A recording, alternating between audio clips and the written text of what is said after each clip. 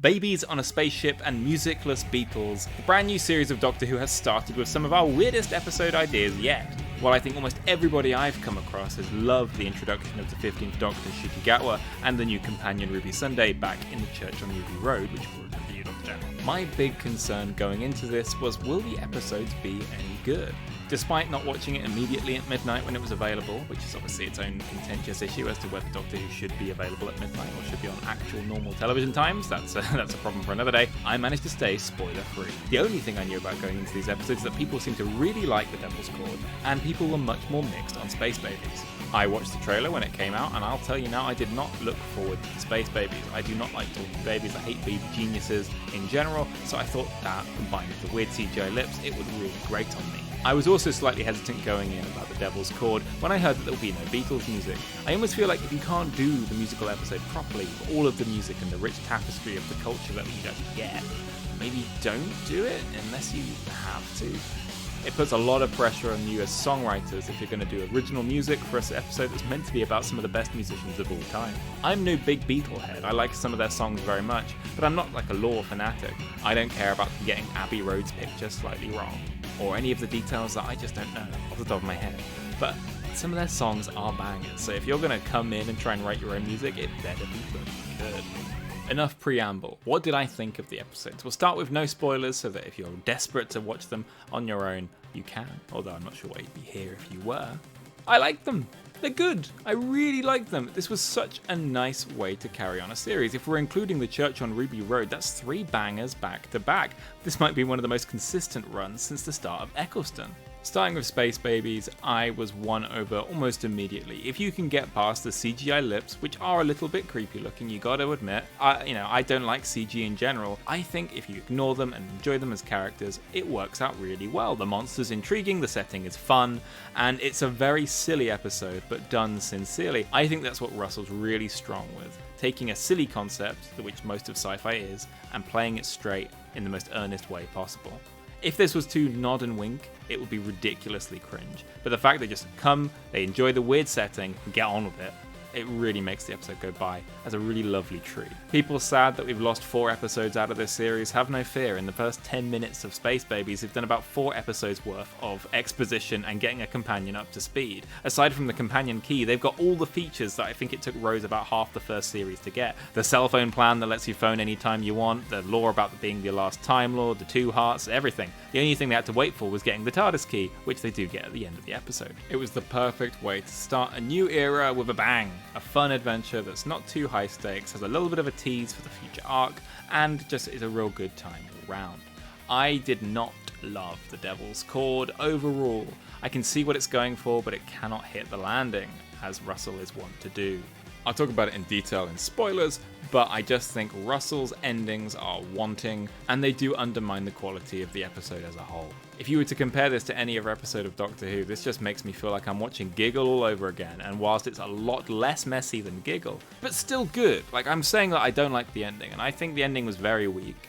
And I do think that's a shame, but I think the ending is only so weak because the introduction is so strong. It's a great premise that I think is underexplored. It's fun, it's still a hell of a lot better than the nothing that we've got in so many other Doctor Who episodes. I'm glad that I'm disappointed because it missed its potential rather than having none in the first place, but it was really not my favourite in terms of this. And this, if we count this trio of episodes, this would be my least favourite. Space Babies would be number 1, followed by The Church on Ruby Road with Devil's Chord last. But still, we're not in the deep rock period. This isn't Pirate Adventures with Matt Smith. There's still lots to love here. It's gorgeous visually, and I'm just excited to see what we can do if Russell gets some time to do 2-parters, or if the other writers get to enjoy the budget and the amazing cast that they put together. I'm excited to see what another writer, Stephen Moffat, will be doing next week with Boom, and seeing if he can stick the landing. So that's my general review, but moving into spoilers on Space Babies, it was great. I don't see how people can't love this episode. Maybe it's not as cool as Doctor Who needs to be, because the episode is literally about a monster made of snot.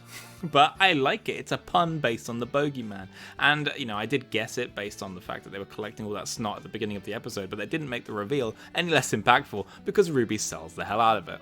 The exposition is heavy, but if that's what it takes to get it out of the way, doing it thick and fast, so be it. That's what's got to be done. And compared to The Devil's Chord, I'm much less annoyed at some of the reveals here. I think the babies were perfect. They were adorable, and they didn't play them as super geniuses. The fact that they were just little sweeties that were trying their best, they were being brave, I cannot convey to you how little faith I had in them, and how high my expectations were blown through the roof. Starting with positives on the Devil's Chord, Maestro was amazing. They are unique. I love everything about them. So much more intimidating than the Toymaker. No offense to Neil Patrick Harris, but I thought Maestro was creepy coming out of those pianos. I loved it. It's the terrible battle of the bands that I hate so much. They even referenced the giggle, like how lame it was ending it in Catch. I thought the ending of Catch was kind of fun because it gave the advantage to them having two people to justify the bi-regeneration. But even then, I feel like I'm not the only person who felt like they could have done something a little bit more creative there. Ending this in a battle of bands, but with just the most generic music, it's just nothing. If you are selling an episode as being the musical one, you've got to pull your finger out and do good work. I hated the Goblin song in Ruby Road, but I think it was better than any of the music that they created originally for this episode. I suppose the advantage at the start of the episode is that all the musicians are meant to be making bad music. They do a good job at writing bad music. It was when they were supposed to be writing good music that I was having issues. I feel like there was loads of ideas that got cut, like Ruby playing the music on the roof, the piano. It felt like there was a really fun idea there. We could start going around playing music for people, bringing the spirit back, but that's the only scene where it happens really until the end. But the end doesn't even feel like it's part of the episode. It feels like a non-canon breakaway to a musical number, like something you get out of the terrible episodes of Sabrina in season 3 and 4. Even the writers of a terrible show like Riverdale were smart enough to know that when we're doing a musical episode, we should go for the greats. They would just choose a musical and do a bunch of songs from that. The only time they did an original musical was the final series, and guess what? The songs were the worst of all of them. Getting away from like the complaints on music, that's personal taste. Maybe these are the hottest bangers of the summer and I've just got no taste. Fair dues, to each their own. It's the ending in general that I did not enjoy. This feels like a two-parter rammed together into one with a lot on the cutting room floor. I'm not speaking like I've got some kind of behind-the-scenes knowledge, but it just feels like there's too much happening here to fit into a single episode. If I were writing it, not that I'm anywhere near as good at writing as Russell T, I'd have probably done the whole episode in the past exploring the weird musicless 60s, followed by them going to the future to see the ruined world. You end the ruined world with the Maestro confronting the Doctor, and then you can begin the second part with their confrontation in the weird dark void, followed by them actually having 40 minutes to figure out how to solve the problem, and maybe they go around and hunt for the Devil's Chord. Despite the fact they spent half of their marketing focusing on the Beatles relation, the Beatles are barely in the episode. I think they could have joined the party. They've had so many episodes of Doctor Who where we grab a couple of randos and we have a little bit of an adventure. We've even had ones of historicals. Jodie did it really well in the Haunting episode, so why couldn't we have the 4 Beatles in the crew? Maybe you could have given 2 to the Doctor and 2 to Ruby. If you don't know much about the Beatles, I don't think you get any information here. It's not like some of the episodes where you get to learn a little bit. It's not like the Rosa episode, not that I like the Rosa episode that much, but at least I get a little vague awareness of the things that are happening in the time period. I think hearing some of their real music would have helped to sell that, but obviously we can't have that because of money. And if we're meant to be treating this series as some fresh, clean slate, I don't think having all these plots tie so directly to the giggle is wise. I know that's kind of the beginning of this era, but it doesn't really feel like it in spirit. When you watch The Giggle, it kind of feels like the last episode of middle Doctor Who. You can't call it New Who anymore. I'm not against it having good continuity. It makes the experience of having to sit through the 60th more worthwhile. But it does go against the branding that they've gone for, so it's just a weird choice.